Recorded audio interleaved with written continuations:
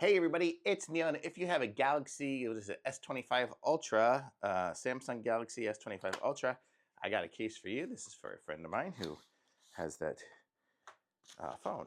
So I'll show you what we got.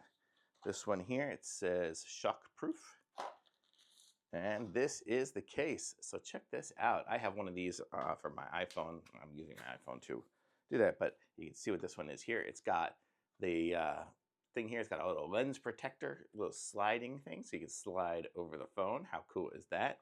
And then you've got your place here, so you can put your cards and things in there. So if you have a credit card or a couple of bucks, you can fold up and stick in there.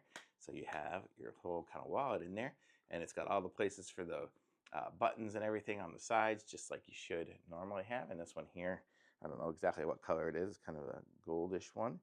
But how cool is that? And you got the lens protector, so when you're doing something heavy duty where you don't want to, where you're afraid you might drop it or something, you can close up that lens.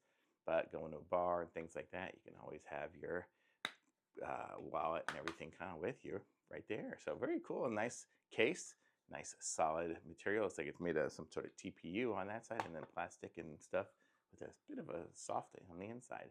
So super cool, thumbs up.